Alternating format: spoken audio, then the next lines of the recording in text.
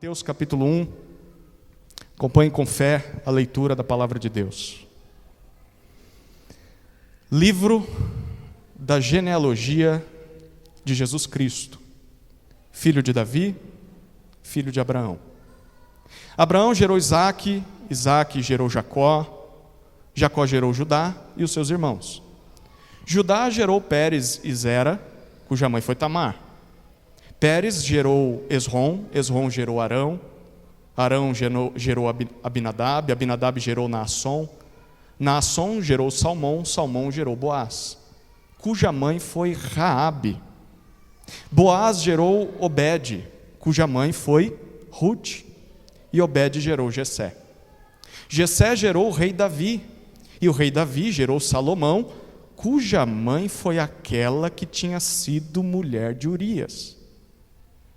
Salomão gerou Roboão, Roboão gerou Abias, Abias gerou Asa, Asa gerou Josafá, Josafá gerou Jorão, Jorão gerou Uzias, Uzias gerou Jotão, Jotão gerou Acás, Acás gerou Ezequias, Ezequias gerou Manassés, Manassés gerou Amon, Amon gerou Josias, Josias gerou Jeconias e os seus irmãos, no tempo do exílio na Babilônia.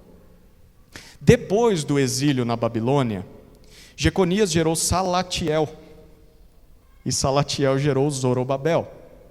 Zorobabel gerou Abiúde, Abiúde gerou Eliaquim, Eliaquim gerou Azor, Azor gerou Sadoque, Sadoque gerou Aquim, Aquim gerou Eliúde, Eliúde gerou Eleazar, Eleazar gerou Matã, Matã gerou Jacó, e Jacó gerou José, marido de Maria, da qual nasceu Jesus, que se chama o Cristo.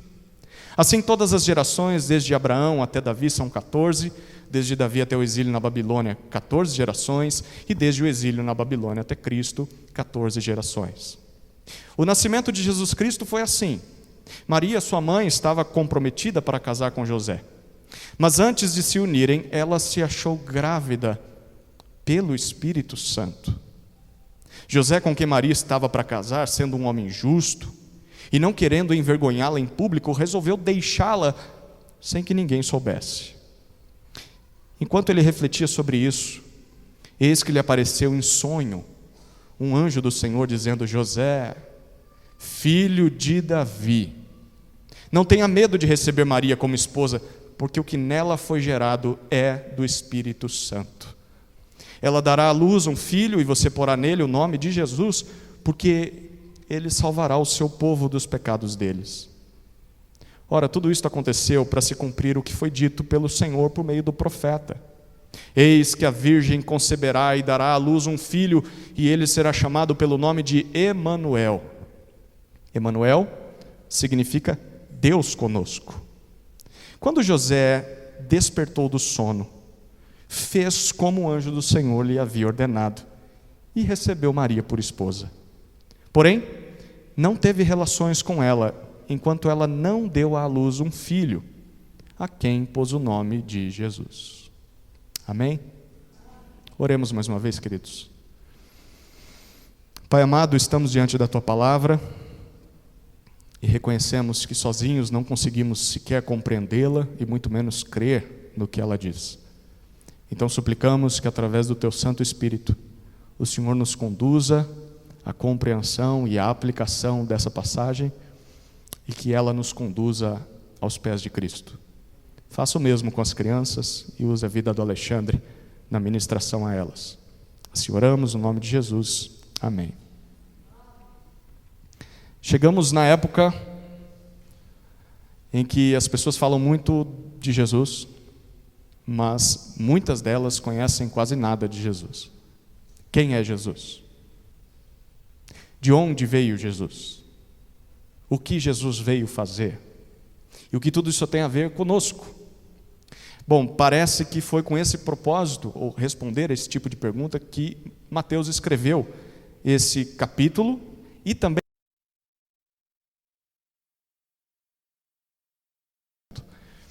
Mateus foi um dos 12 discípulos de Jesus, futuramente chamado de apóstolo, enviado, autorizado por Jesus. Mateus, também chamado de Levi, ele era cobrador de impostos. Mateus, por causa da linguagem, do conteúdo que a gente vai perceber nesse livro, a gente descobre que ele escreveu para convencer os judeus, primeiro, de que Jesus de fato era o Messias tão aguardado, prometido no Antigo Testamento. Ele quer mostrar isso para os judeus. Ao mesmo tempo, ele quer também mostrar que a morte de Jesus na cruz não foi um acidente. Foi algo que também foi prometido no Antigo Testamento, só que os judeus não tinham entendido isso. E Mateus escreve mais ou menos entre os anos 50 e 70 depois de Cristo. É uma época em que os judeus eles começaram cada vez mais a se afastar dos cristãos e começa a haver uma oposição ao cristianismo. Ao ponto dos judeus que se converteram a Jesus estarem talvez duvidosos, fracos na fé, questionando se tudo aquilo realmente era verdade. É aí que Mateus escreve. Então Mateus quer mostrar que Jesus é o Messias, primeiro, tanto para encorajar os judeus que tinham crido a permanecerem na fé, quanto para dar para eles um recurso para que eles pudessem evangelizar os outros judeus. Para que eles pudessem mostrar, olha lá, Jesus é o Messias, vocês estão rejeitando Ele, e se vocês continuarem assim, vocês estarão perdidos. Bom, Mateus começa o seu livro nos apresentando a genealogia de Jesus. A gente vê isso nos versículos 1 a 17. Que bela maneira de começar um livro, né? Para aqueles que gostam de nomes, já dormem logo na primeira página. Depois de apresentar a genealogia, a gente vai entender por que ele faz isso. Ele apresenta a narrativa do nascimento de Jesus, a partir do versículo 18 até o 25. Então aqui são as duas partes da nossa mensagem hoje. A genealogia de Jesus e o nascimento de Jesus. Vamos começar pela genealogia. Ela está nos versículos 1 a 17. E uma genealogia, talvez você esteja se perguntando o que isso significa. A gente não usa essa palavra muitas vezes. Ela é uma espécie de lista que apresentam os seus antepassados, aqueles que vieram antes de você, que geraram você. No caso aqui, ele vai apresentar a ascendência de Jesus. Para aquele povo daquela época, genealogia funcionava como uma espécie de currículo em nossos dias.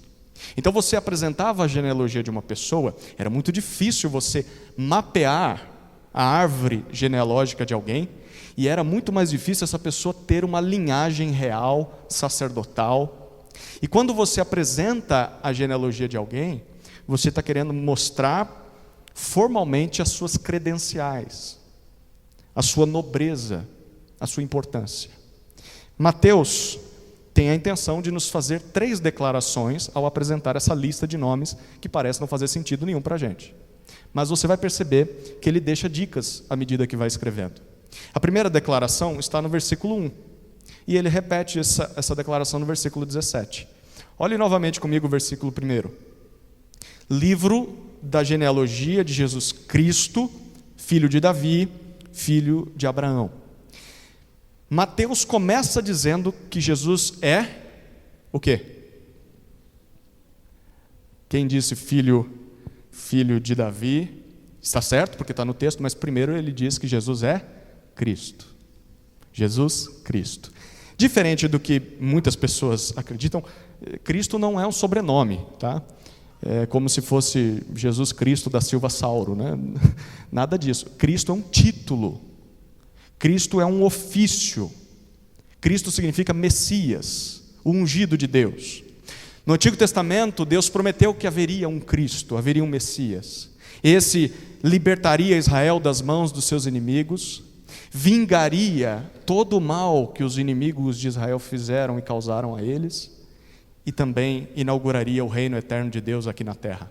Então, o povo judeu sempre esperou esse Messias, e hoje ainda muitos estão esperando, apesar dele já ter vindo. Porque Mateus diz, essa pessoa é Jesus. Jesus é o Cristo. Mas para se encaixar nesse ofício, Jesus tem que cumprir alguns pré-requisitos. O Cristo tinha que se encaixar nesses pré-requisitos. E os pré-requisitos são esses: filho de Davi, filho de Abraão.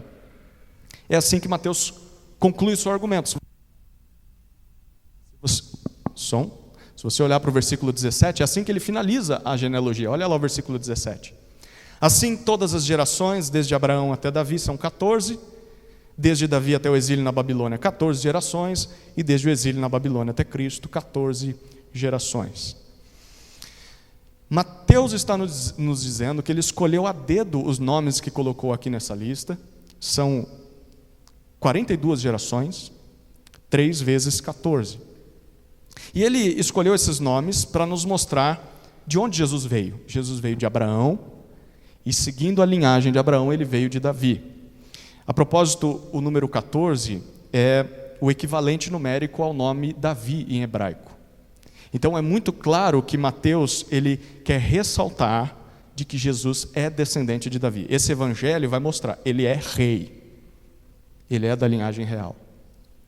É importante aqui, para aqueles que gostam de estudar mais profundamente o texto, há vários outros nomes e gerações que Mateus não incluiu aqui, tá? Então tem muito mais descendência antes de chegar em Jesus, desde Abraão. Mas Mateus escolhe uma maneira de escrever muito peculiar daquela época, em que se escolhia a dedo as pessoas que você ia colocar na linhagem, para enfatizar a seguinte questão: Jesus é o Cristo, Jesus é o rei prometido, que é descendente de Davi, e Jesus traz a bênção de Abraão às nações. Jesus é essa pessoa. Bom, esse é o resumo de todo esse trecho, dos versículos 1 a 17. Agora a gente vai destrinchar um pouquinho mais e ver alguns detalhes. Essa primeira declaração, Jesus é o Cristo. Segunda declaração, Jesus é filho de Abraão. Olhe de novo os versículos 2 até 6.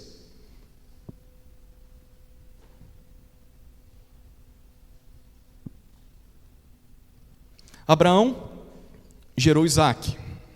Isaque gerou Jacó. Jacó gerou Judá e os seus irmãos. Judá gerou Pérez e Zera, cuja mãe foi Tamar. Pérez gerou Esrom, Esrom gerou Arão. Arão gerou Aminadab, Aminadab gerou Naasson, Naasson gerou Salmão. Salmão gerou Boaz, cuja mãe foi Raabe.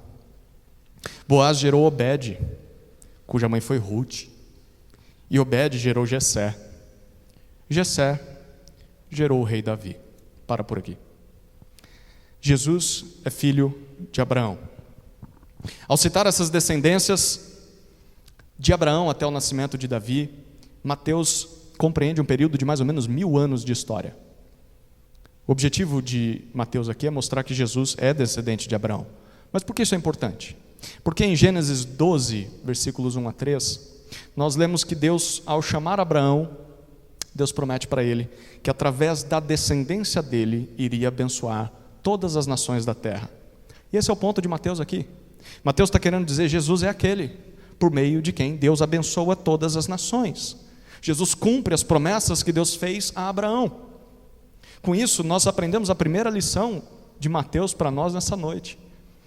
Deus abençoa e usa as pessoas mais improváveis. Deus abençoa e usa as pessoas mais improváveis. Nós vemos isso nos nomes citados por Mateus nessa lista. Talvez se eu e você fôssemos fazer a linhagem de Jesus, a genealogia dele, a gente ia deixar alguns nomes de fora. Mateus deixou eles de dentro. Começa pelo primeiro, Abraão. Você lembra quem foi Abraão? Abraão, ele foi um pagão. Abraão adorava deuses, falsos deuses, lá na Mesopotâmia. Abraão não temia Deus. Deus chamou Abraão ainda assim. Se compadeceu dele, chamou para ser seu, fez maravilhosas promessas, e ainda assim Abraão cometeu inúmeras falhas na sua história. Um outro nome que nos chama a atenção é Jacó, ainda no versículo 2, filho de Isaac, filho de Abraão. Você lembra quem foi Jacó? Jacó, ele nasceu na linhagem de Abraão, mas Jacó, ele era filho caçula. Ele não é o primogênito. As bênçãos, a herança passava para o primeiro filho. Jacó não. Jacó é o enganador, é o traiçoeiro. E Jacó engana Esaú, lembra? Tomando dele, comprando dele o direito de primogenitura por uma mentira. E Jacó passa a vida inteira enganando pessoas, mentindo, até que ele também sofre do veneno que sempre plantou, e aí Deus vai quebrando ele. Deus vai transformando Jacó. Apesar de Jacó ter errado muito na velhice, ainda assim Deus deu sequência às promessas feitas a Abraão. E tem mais alguns nomes improváveis nessa lista. No versículo 3 nós lemos sobre uma tal de Tamar. No versículo 5 nós lemos sobre Raabe e sobre Ruth. Não era normal citar mulheres numa genealogia. Ninguém queria saber quem foram as mães de alguém. Mas Mateus tem um propósito especial a fazer isso. Tem algo que unia essas 3 mulheres aqui. Todas elas eram estrangeiras, todas gentias. Nenhuma nasceu da linhagem de Israel. Mas ainda assim aqui estão. São mães do Messias. Tamar, você lembra quem foi Tamar? Tamar foi injustiçada por Judá, seu sogro. E aí o que ela faz? Ela se vinga da pior maneira possível. Ela se faz de prostituta, dorme com ele, com o sogro, e tem um filho. Dessa relação incestuosa é que nasce mais um filho na linhagem de Jesus, Pérez. Aí vem o segundo nome, Raabe. Você lembra de Raabe? Raabe foi uma prostituta de Jericó, que se converteu ao Deus de Israel. Mas apesar disso, ela mentiu para salvar os espiões israelitas. Mesmo assim, através da linhagem de Raabe, nasce Boaz. A propósito, foi por meio do casamento entre Boaz e Ruth que o avô de Davi nasce. Ele se chama Obed. E quem foi Ruth? É o terceiro nome da lista. Ruth é uma moabita.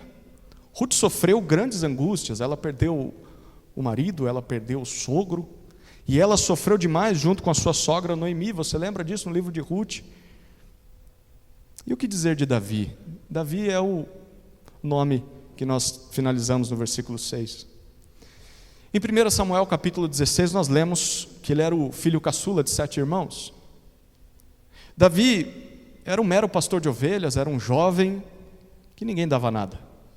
Tanto é que quando o profeta Samuel vai até a casa do seu pai para ungir o novo rei de Israel, ele passa pelos primeiros 6 filhos e Deus diz, não é esse, não é esse, não é esse, não é esse. Você tem mais algum filho? Porque Deus me mandou aqui para ungir o rei de Israel. O pai dele diz, tem mais um aí. Ele está lá no campo, cuidando das ovelhas, então manda chamar. E é esse que Deus escolhe. Apesar de que Davi era o menor entre todos e não tinha aparência real. Bom, sabe o que todas essas histórias têm em comum? Que Deus abençoa e usa as pessoas mais improváveis. Foi assim com Abraão, foi assim com Jacó, foi assim com Tamar, com Raabe, com Ruth, com Davi. E deixa eu dizer, continua sendo assim até hoje. Comigo e com você. As pessoas mais improváveis. Quando a gente olha para a genealogia de Jesus, fica claro que para Deus não há caso perdido. Não importa qual tenha sido a sua história até aqui, a sua tragédia familiar, não importa o seu histórico, não importam os seus pecados, não importam os seus tropeços, não importam as suas manias, os seus vícios, os seus erros, as suas injustiças e até talvez crimes que você tenha cometido no passado. Em Jesus há esperança de redenção para todos nós. Deus abençoa e usa até as pessoas mais improváveis. Todos esses personagens que nós lemos eram pessoas frágeis, pessoas falhas, mas ainda assim Deus foi até eles. Deus foi até eles. Deus abençoou essas pessoas mesmo que elas não merecessem, e Deus usou elas mesmo nas suas limitações. Então você pode sair daqui hoje sabendo que apesar do seu passado, Deus pode também te chamar, se é que já não tenha feito isso. Deus pode também te abençoar, mesmo que você não mereça. E Deus pode usar as suas mãos, os seus pés, a sua boca, a sua vida, apesar dos seus tropeços, apesar das suas fraquezas. Deus abençoa e usa pessoas improváveis. Mateus continua, e depois de dizer que Jesus é filho de Abraão, ele diz que Jesus é filho de Davi. E é isso que lemos a partir do versículo 6. A segunda parte do versículo 16 até o versículo 16, perdão. A gente vai ler novamente o texto. Acompanhe comigo. Versículo 6, Jessé gerou o rei Davi, e o rei Davi gerou Salomão, cuja mãe foi aquela que tinha sido mulher de Urias. Versículo 7. Salomão gerou Roboão, Roboão gerou Abias, Abias gerou Asa, Asa gerou Josafá, Josafá gerou Jorão, Jorão gerou Uzias, Uzias gerou Jotão, Jotão gerou Acás, Acás gerou Ezequias, Ezequias gerou Manassés, Manassés gerou Amon, Amon gerou Josias, Josias gerou Jeconias e os seus irmãos, no tempo do exílio na Babilônia. Depois do exílio na Babilônia, Jeconias gerou Salatiel, e Salatiel gerou Zorobabel, Zorobabel gerou Abiúde, Abiúde gerou Eliaquim, Eliaquim gerou Azor, Azor gerou Sadoc, Sadoc gerou Aquim, Aquim gerou Eliúde, Eliúde gerou Eleazar, Eleazar gerou Matã, Matã gerou Jacó, e Jacó gerou José, marido de Maria, da qual nasceu Jesus, que se chama o Cristo. Agora Mateus diminui o ritmo na lista que ele coloca, apesar de colocar mais nomes, mas aqui ele abrange um período de mais ou menos 400 anos de história, e essa história se divide em duas partes. A primeira é a linhagem de Davi antes do exílio na Babilônia, vai até o versículo 11, e depois a segunda parte é a linhagem de Davi após o exílio da Babilônia, quando o povo volta para Jerusalém. Em 2 Samuel, capítulo 7, Deus disse a Davi que, após a morte dele, Deus levantaria um rei da descendência de Davi, um dos seus filhos, que reinaria para todo sempre sobre Israel. Mesmo que, antes disso, Deus tivesse que disciplinar o seu povo por causa do pecado do povo. Então, nesses versículos aqui, Mateus quer deixar muito claro para nós que mesmo que Israel tenha sofrido com a disciplina de Deus, indo para o exílio, ainda assim Deus continuou sendo fiel ao que prometeu a Davi. É basicamente isso que Mateus quer nos enfatizar nesses versículos. E aqui a gente descobre uma segunda lição. É que Deus é fiel, mesmo a pessoas pecadoras. Deus é fiel, mesmo a pessoas pecadoras. Essa parece ser a ênfase desses versículos. A gente percebe isso através do que Mateus diz em dois momentos. Primeiro, quando Mateus fala sobre o nascimento de Salomão. Você reparou? Quando você está lendo genealogia, fica uma dica aí. Quando ela tem uma quebra, uma ruptura, alguma coisa diferente, ela está seguindo um padrão. Fulano gerou fulano, que gerou fulano, que gerou fulano. E essa pessoa fez tal coisa. Opa, isso aqui é uma dica do autor. Ele quer que eu enfatize isso aqui. Tem uma quebra. Ele veio falando nome após nome até o versículo 6. E ele diz sobre Salomão. De quem Salomão é filho? De Davi, obviamente, mas percebe o que ele diz no versículo 6?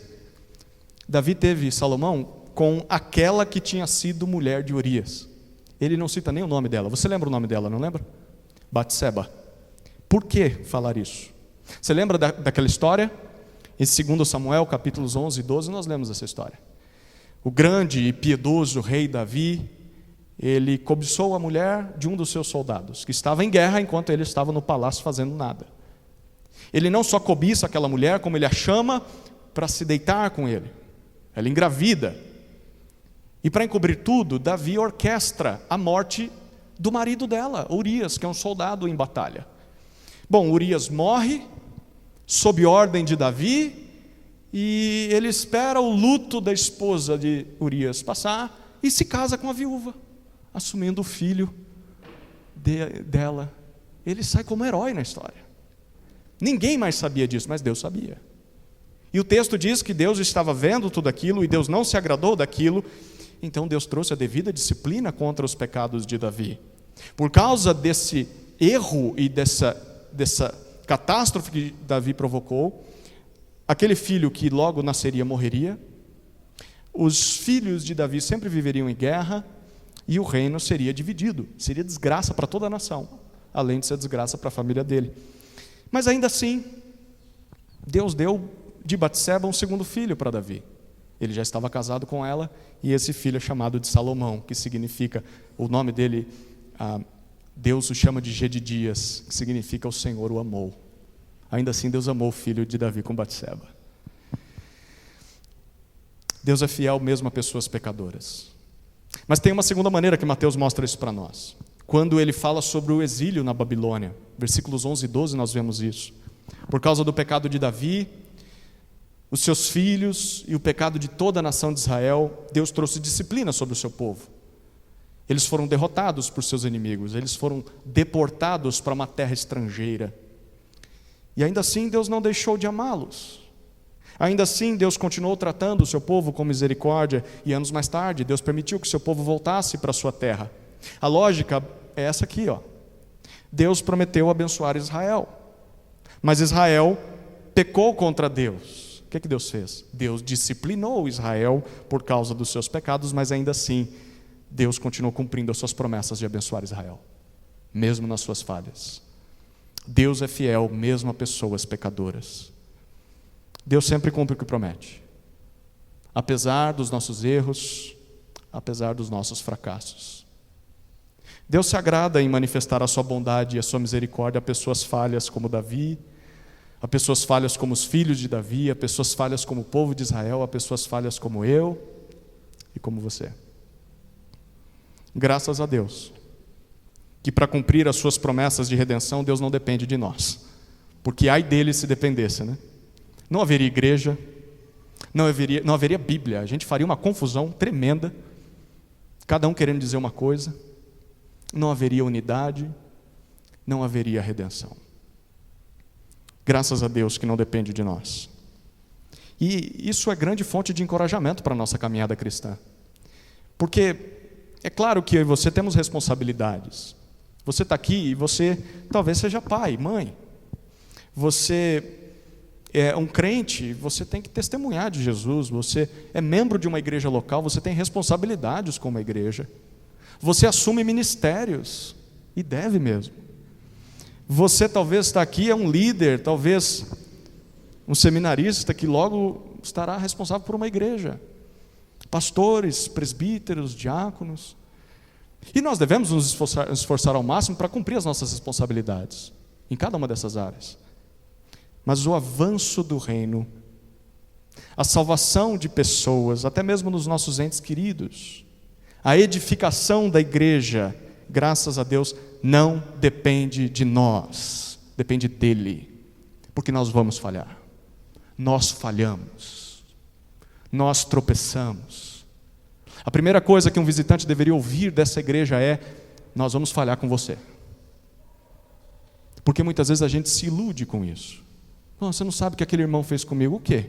Ele pecou contra mim. Você esperava o que mais? Pecador peca. A igreja subsiste e permanece não por nossa causa, porque Deus é fiel mesmo a pessoas pecadoras. Depende dele, não depende de nós.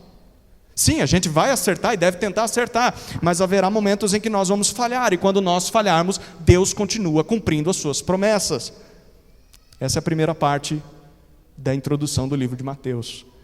Jesus é o Cristo, Jesus é o descendente de Davi, Jesus é aquele que traz bênção às nações, a bênção de Abraão. Vamos para a segunda parte, o nascimento de Jesus. A partir do versículo 18 até o versículo 25, depois de apresentar para nós o currículo de Jesus, Mateus quer nos mostrar como Jesus nasceu. E é interessante porque se a genealogia de Jesus já é surpreendente, o nascimento dele é mais extraordinário ainda. O nascimento de Jesus pode ser descrito em 4 cenas. A primeira cena está no versículo 18, é a concepção de Jesus. Olha o que diz o versículo 18.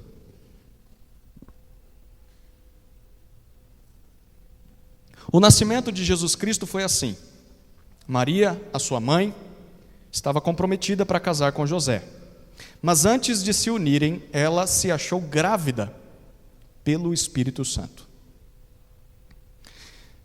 A nossa história começa com um casal normal. É claro, ele é descendente de Davi. E logo logo o anjo vai lembrá-lo disso. José e Maria estão comprometidos a se casar. Para aquela cultura, apesar de ainda não estarem casados, é mais ou menos como se fosse um noivado, eles não podiam se relacionar intimamente, mas era quase como um casamento. Esse relacionamento deles só poderia ser desfeito por meio de, ou se houvesse um adultério, uma traição. Então, se o José morresse, a Maria seria considerada viúva, mesmo não tendo casado com ele ainda. Bom, esse compromisso era algo tão sério que era como se ele fosse regularizado diante de um cartório, perante o juiz, diante de testemunhas. E é claro, ele só poderia ser anulado na mesma condição. Tinha que haver testemunhas, a prova de que a questão aconteceu, enfim. Bom, é exatamente nesse período que algo inédito na história, e só nesse momento que aconteceu, não acontecerá mais. Maria descobre que está grávida. Imagine você, mulher, irmã. Imagine você, jovem, sua noiva. Como ela descobre, a gente não sabe. Como ele descobre, logo a gente vai pensar sobre isso. Mas a expressão aqui, Maria achou-se grávida, é que a barriga começou a crescer e ela achou aquilo esquisito. E logo descobriu que era gravidez. Imagine isso no lugar de Maria. É interessante porque o texto ele não enfatiza mais nada a respeito de Maria. Interessante, né? Maria é simplesmente uma mulher como qualquer outra. É uma jovem com sonhos, mas que foi escolhida por Deus para essa missão, ser a mãe do Messias. Mas como se ela ainda não teve relações? Ela nem casada é. Bom, o texto diz para nós que ela se achou grávida pelo Espírito Santo. De alguma forma, através de um milagre, o Espírito de Deus repousou sobre Maria e gerou no ventre daquela mulher uma vida. Essa mulher não conheceu homem algum e ficou grávida. Gente, parece loucura, não parece? Mas essa informação, guarde isso e risque isso na sua Bíblia se possível, grife isso. Essa informação é importantíssima para quem deseja se aproximar de Jesus. Jesus foi concebido através de uma ação milagrosa do Espírito Santo no ventre de sua mãe. Dessa forma, Jesus, sim, ele é humano. Jesus não foi um espírito, não foi apenas alguém que veio do céu já pronto. Não, Jesus nasceu como descendente de Adão, do ventre de Maria. Era ser humano, ele comia, ele se cansava, ele dormia. Mas Jesus também é divino. Jesus é filho de Deus. Jesus é gerado pelo Espírito Santo. Só pode desfrutar de tudo que Jesus oferece quem aceita pela fé essa informação. Isso é verdadeiro. Eu acredito que Jesus é humano e ao mesmo tempo filho de Deus. Mas e José? Onde Jesus entra nessa história? Bom, a gente vê a reação de José na segunda cena, no versículo 19. José, com quem Maria estava para casar, sendo um homem justo e não querendo envergonhá-la em público, resolveu deixá-la sem que ninguém soubesse. Eu fico imaginando como José descobriu. Se nem Maria sabia que estava grávida, ela descobriu quando os hormônios começaram a mudar, o ciclo das mulheres não veio mais, e a barriga começou a crescer. Ficou com vontade de comer pizza de folha, sei lá. Tomar leite com manga, que não pode. E agora eu fico imaginando como José ouve isso.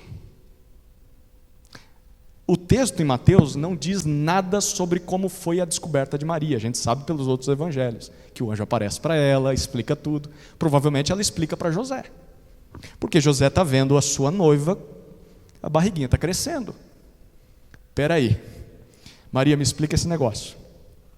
Pois é, José, senta aí que eu vou explicar. Um anjo apareceu para mim e disse que eu estou grávida do Filho de Deus, foi concebido pelo Espírito Santo. Como que você reagiria? Tem algumas moças aí hoje em dia que querem usar essa desculpa aqui, né? Ah, não fiz nada. Mas Maria foi sincera e José descobre. O que ele faz? É uma bomba, não é? Ele decide deixá-la secretamente. O que isso significa? Bom, não significa uma fuga, e muito menos uma exposição de Maria, porque o texto enfatiza, José era homem justo. E o texto ainda diz que ele não queria envergonhá-la em público. Bom, então, como deixá-la secretamente não vai envergonhá-la? Como eu disse, um noivado naquela época ele só poderia ser desfeito em caso de traição ou adultério. Mas havia uma exceção a essa regra, era uma espécie de divórcio mais privado, é que era feito apenas na presença de 2, 3 testemunhas, sem que muitas pessoas soubessem. Parece que é isso que José decidiu fazer. É claro, se José, ele decidir romper aquele noivado, é ele quem vai sair como culpado da história. Porque alguém que engravida uma jovem e abandona ela no noivado. Mas José pretende proteger a sua noiva. É como se ele a estivesse abandonando. Apesar de não entender o que estava acontecendo, de alguma forma, naquela situação tão difícil, ele quer proteger a sua noiva. Aqui está um exemplo de um homem justo. Você reparou que o texto diz que ele é justo? Um homem justo está disposto a assumir a culpa em lugar de outro. Um homem justo está disposto a proteger quem ama. Parece que Mateus já está adiantando para nós o que é que o filho desse casal vai fazer 30 anos depois em favor dos homens. Ele vai assumir a culpa para salvá-los. Que tal nós pensarmos mais sobre isso diante daqueles que dependem da nossa liderança? Você que é pai, você que é homem, você que é líder, você que deve proteger pessoas. Talvez você é um irmão mais velho, talvez você é marido, pai, você é um pastor, você é um diácono, você é responsável por outras pessoas mais frágeis, dependentes de você. O nosso trabalho é proteger e zelar pelo bem dessas pessoas. E nós devemos fazer isso mesmo que isso signifique assumir ou pagar o preço, ou renunciar ao nosso conforto ou reputação em favor deles. Isso é ser homem. A diferença de um homem para um menino é que o menino faz o que ele gosta. O menino busca prazer e diversão. Ele diz: eu mereço, eu trabalho demais. Isso é um menino. Se você faz isso na sua vida adulta, você é moleque, você é menino. O homem não faz o que gosta, o homem faz o que é preciso, porque ele tem responsabilidades. Ele tem uma esposa, ele tem filhos, e ele tem de estar disposto a sofrer o dano pelo bem daqueles a quem ele ama. Ser homem é sacrificar-se. E aí, homens, somos homens justos? José é um exemplo para a gente. Chegamos à terceira cena. José está ali naquele turbilhão de pensamentos e aparece um anjo do Senhor a ele. Olha os versículos 20 a 23.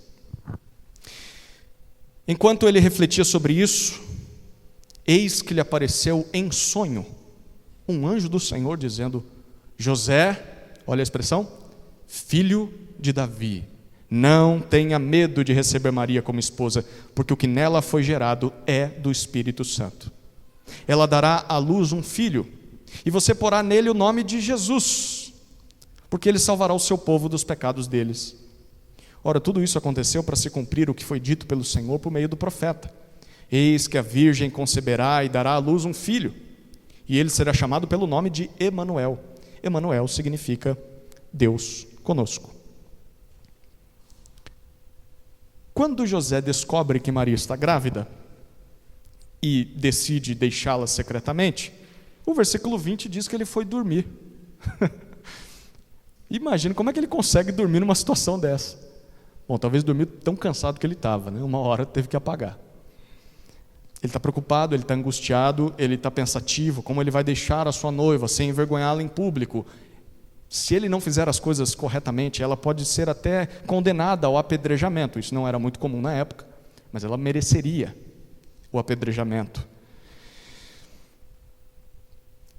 Quem nunca foi dormir aflito como José? Que situação você se encontra? O que vou fazer? Como vou resolver isso? José vai dormir. O texto nos diz no versículo 20 que algo especial aconteceu no sonho de José. Um anjo lhe aparece. E talvez aqui é o momento em que o anjo vai dar a solução milagrosa para José e vai livrá-lo desse problema. É isso? Não, o anjo veio confirmar o problema e veio trazer mais responsabilidade para José. Olha o que o anjo diz. José, ele começa chamando ele de filho de Davi. Perceba, ele já começa lembrando quem José é. Você é da linhagem real? Todo o povo de Israel, e você também espera a chegada do Messias, não espera? E ele vai vir da linhagem real. Talvez você seja o último dessa linhagem. Então saiba que simples fato de você ter nascido da linhagem real já te traz responsabilidade. Filho de Davi, não tenha medo. Provavelmente José estava com muito medo. Receba Maria como sua esposa, a primeira missão. Case-se com ela. Porque o que está sendo gerado nela não é seu, não é de outro homem. É verdade o que ela falou. É verdade esse bilhete. É gerado pelo Espírito Santo, como Maria te disse. O bebê no ventre da sua noiva é um milagre, mas não é um milagre qualquer, porque só aqui já estava bom, né? No versículo 21, o anjo continua. Quando esse bebê nascer, você vai ser casado já com Maria, você vai descobrir que é um menino. Naquela época não tinha ultrassom, né? Só quando nascer. E quando o menino nascer, você não vai fazer aquilo que os pais tanto gostam de fazer, que é escolher o nome que vai dar para o filho. Júnior.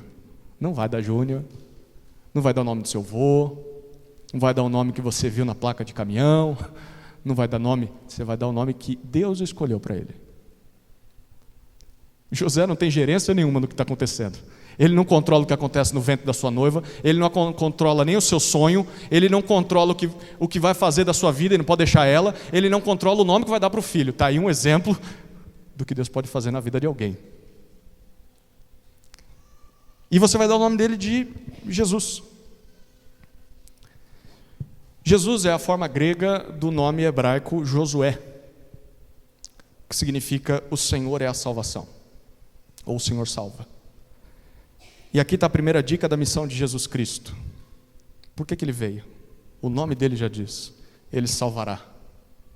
O versículo 21 diz, ele salvará o seu povo de seus pecados. Perceba, segundo o anjo, Jesus terá um povo.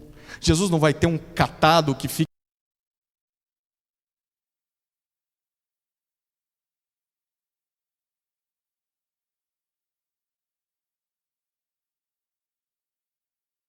pessoas que não viverão dominadas pelo pecado mais. Esse é o significado de evangelho, de igreja, de santificação. Aquele bebê divino, aquele bebê gerado pelo Espírito Santo no ventre de Maria, vai nascer com a missão de libertar os homens de todos os males que o pecado causou nesse mundo. É por isso que José não deve ter medo ou vergonha de continuar com Maria. Jesus é o Salvador. Mesmo que a história de Jesus seja diferente, desconcertante e beire até mesmo a loucura para as pessoas deste mundo, essa história é real. Jesus realmente é Salvador. E aqui mais uma dica: se você realmente quer desfrutar da salvação de Jesus, você precisa, como José, dar ouvidos a esse anjo. Não tenha medo. Não tenha vergonha, simplesmente creia. Creia. E obedeça. Obedeça, porque é isso que a gente vai ver José fazendo. Antes de dar sequência à história, os versículos 22 e 23 nos fazem um comentário. Aqui os estudiosos, eles divergem se esse comentário é feito pelo anjo ou se é por Mateus, depois que tudo aconteceu. Mas, de qualquer forma, o ponto principal aqui dessa citação do Antigo Testamento é que tudo isso que está acontecendo com Maria, com José, com Jesus, cumpre a promessa de Deus no Antigo Testamento. Em Isaías, ele está citando Isaías aqui, dos capítulos 7 até 14 de Isaías, uma boa leitura para você ler na época de Natal. Faça devocional nesse texto, Isaías de 7 a 14. Nós lemos a respeito de uma figura humana especial, o Messias. No capítulo 9, Deus diz que o Messias iria iluminar as pessoas que viviam em trevas, não só em Israel, mas até as estrangeiras, as gentias. No capítulo 11, esse Messias é identificado como descendente de Davi, que vai julgar as nações sobre quem o Espírito repousaria. No capítulo 13 e no capítulo 14 de Isaías, esse Messias seria o responsável por libertar Israel das mãos dos seus inimigos e levar o povo definitivamente à terra prometida, de onde eles nunca mais sairiam. E de acordo com Isaías, isso tudo começaria a se cumprir, conforme Isaías 7,14, quando uma virgem concebesse e gerasse à luz um filho que seria chamado de Emanuel. Segundo o anjo do Senhor e segundo Mateus nesse texto, chegou a hora de tudo isso começar a se cumprir. A virgem dessa profecia é Maria, Jesus é o filho prometido. E o final do versículo 23 diz de que se Jesus é esse filho, ele é o Messias. E mais, ele é Emanuel, que de acordo com o comentário de Mateus significa Deus conosco. Sabe o que tudo isso nos ensina sobre Jesus? Não só que Jesus é o cumprimento das promessas de Deus lá em Isaías, mas que Jesus é o próprio Deus entre os homens. Apesar do que muitos dizem, e até mesmo muitas vezes nós sentimos isso em momentos difíceis, Deus não está distante de nós. Deus não está lá longe, como se não se preocupasse com esse mundo, como se tivesse criado esse mundo e largado as traças, a Deus dará. Como se Deus não estivesse vendo as dores desse mundo. Não. Deus sabe exatamente o que nós sofremos. Primeiro, porque Deus nasceu como homem, e nós estamos lendo isso aqui. E segundo, porque Ele nasceu em humilhação, e Ele experimentou durante a sua vida sofrimentos, todas as angústias e tentações que nós também enfrentamos. Jesus é o único Salvador, único em todo este mundo, com todas as suas filosofias e as suas teorias.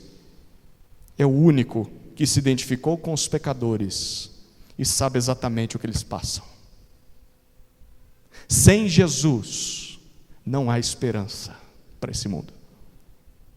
Sem Jesus, qualquer que seja o Deus que se apresentem a você, que lhe apresentem, esse Deus não pode ser misericordioso. Esse Deus não ama. Ele não se compadece de você, porque Ele está longe. Jesus não. Jesus é Deus conosco. Isso significa que não há situação tão terrível que você passe na sua vida, que você não possa clamar a Jesus. Ali, naquela sala de hospital, naquele corredor, diante daquele túmulo, diante do diagnóstico do médico, diante do abandono do seu pai, diante do abandono do seu esposo, da sua esposa. Não há qualquer outro que possa se fazer presente. Deus conosco. Quando você clama, Ele sabe exatamente o que você sente e Ele se compadece de você.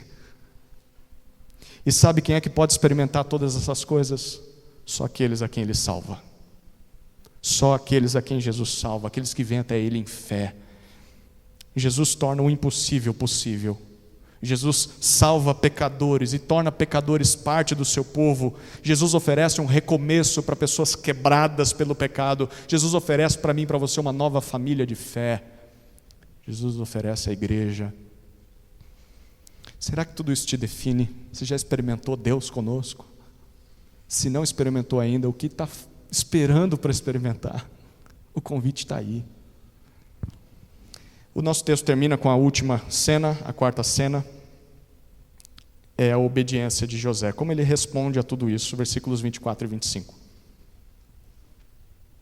Quando José despertou do sono, fez como o anjo do Senhor lhe havia ordenado, e recebeu Maria por esposa. Porém não teve relações com ela, enquanto ela não deu à luz um filho, a quem pôs o nome de Jesus. O nosso texto termina com José acordando do sono, fazendo tudo o que o anjo ordenou. Imagine como foram aqueles meses de gestação.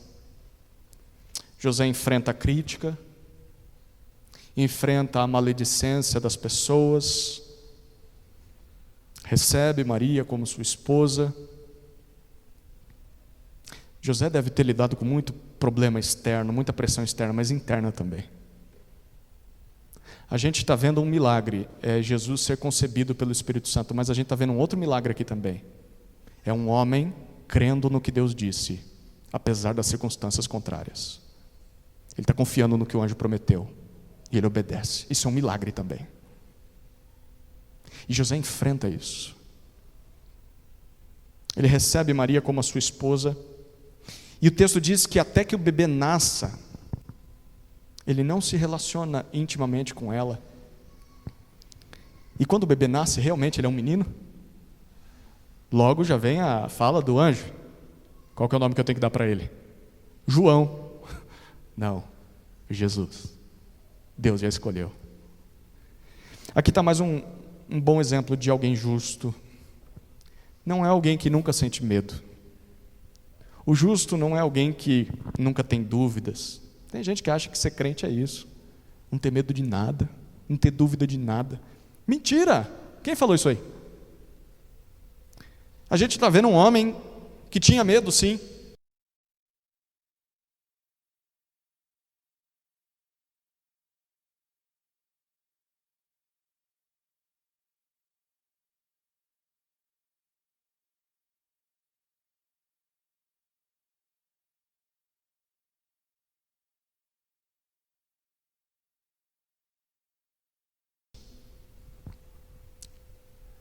E durante esse período, talvez Deus tenha deixado ele em silêncio.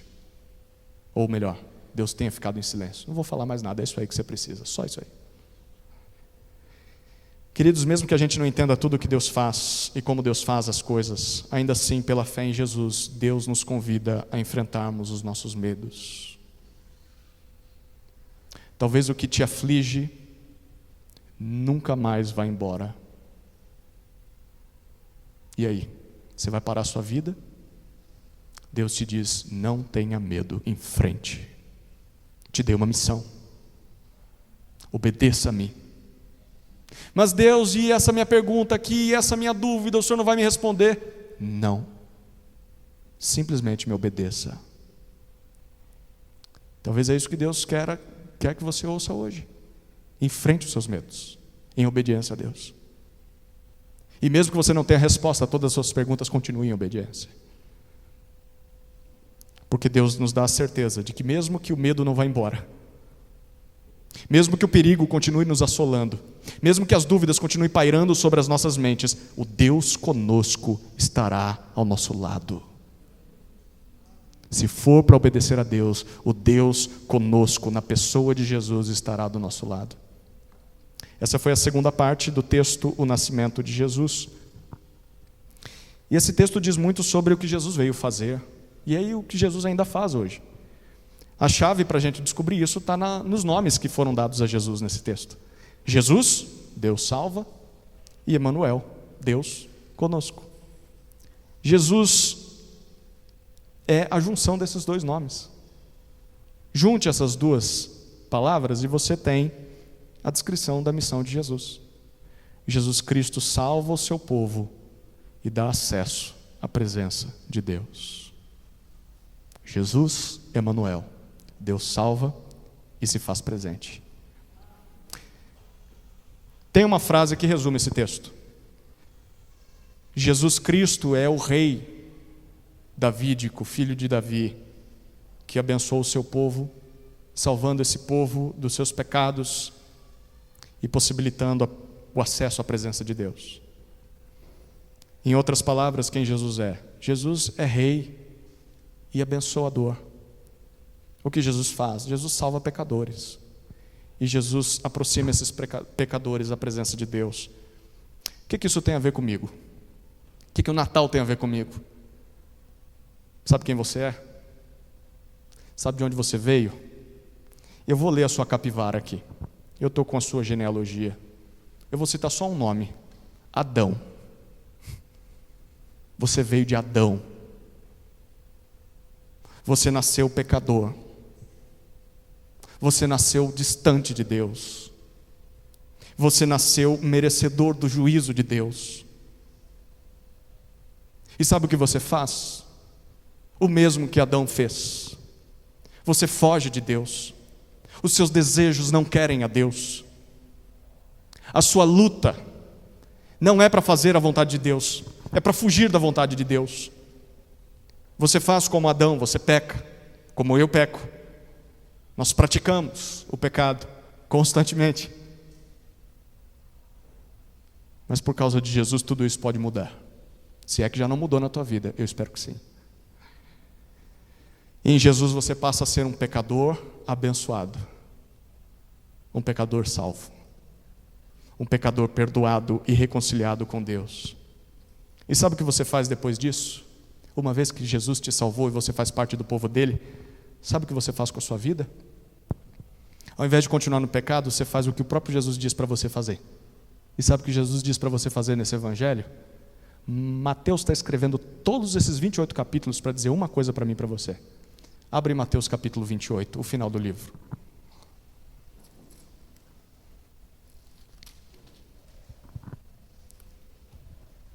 Versículos 16 a 20.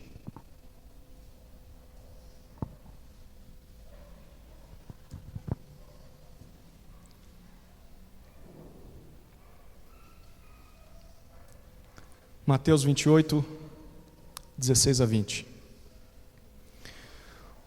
Os 11 discípulos partiram para Galiléia, para o monte que Jesus lhes havia designado. E quando viram Jesus, depois de ter morrido e ressuscitado, o adoraram, mas alguns duvidaram. Jesus aproximou-se, falou-lhes dizendo: toda autoridade me foi dada no céu e na terra, portanto vão e façam discípulos de todas as nações, batizando-os em nome do Pai, do Filho e do Espírito Santo, ensinando-os a guardar todas as coisas que tenho ordenado a vocês. Perceba como Mateus termina o seu livro. E eis que estou com vocês todos os dias, até o fim dos tempos. Percebeu que Mateus começa o seu livro e termina o seu livro com a mesma ideia? Jesus é Emanuel. Jesus é Deus conosco. Ele veio ao mundo para nos salvar dos nossos pecados através da sua morte de cruz. E ao voltar aos céus, depois da sua ressurreição, Ele nos deixou uma missão muito clara. Vocês vão anunciar essa salvação às pessoas de todas as nações, tornando essas pessoas discípulas de Jesus. Enquanto nós fazemos isso, cumprimos essa missão, nós desfrutamos da presença de Jesus entre nós. O versículo 20, Jesus está dizendo: quando você fizer isso, você vai perceber que eu estou com você todos os dias, até o fim dos tempos. Sabe quem nós somos em Jesus? Nós somos pecadores, mas pecadores que foram salvos e perdoados. E sabe o que nós fazemos? Nós anunciamos a salvação de Jesus a outros, enquanto fazemos discípulos de Jesus ao nosso redor, em todo lugar. Será que é isso que te define?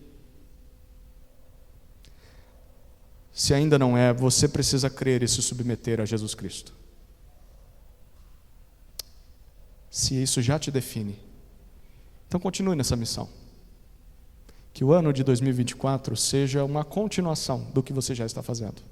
Não tenha medo, continue. Se for para obedecer, se for para fazer discípulos, Jesus está presente. Ele há de abençoar essa igreja. Vamos orar, queridos. Pai amado, obrigado pela mensagem de Mateus, capítulo 1, que tanto encoraja o nosso coração, nos apresentando o nosso Salvador. É claro que é um texto distante de nós, tem detalhes que precisam ser melhor compreendidos, explicados, mas ainda assim é um texto tão simples de compreender. Jesus é o Cristo. É o filho de Abraão, filho de Davi, concebido pelo Espírito Santo, aquele que nos salva dos nossos pecados, que se faz presente como Deus conosco. Que essa declaração de Mateus ecoe em nossos corações e nos salve de nossos pecados.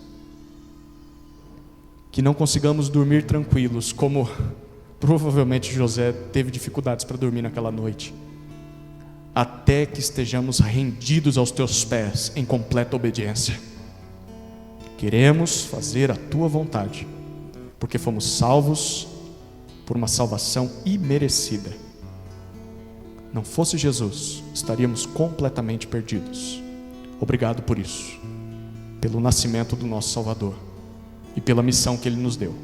Enquanto cumprimos essa missão de fazer discípulos de Jesus nesse mundo, começando pela nossa esposa, o nosso marido, os nossos filhos, os nossos netos, e indo até os nossos vizinhos, colegas, familiares e até pessoas que ainda não conhecemos.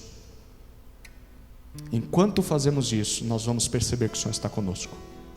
Mas se não fizermos, a vida vai ser difícil, porque cada vez menos vamos perceber a Tua presença.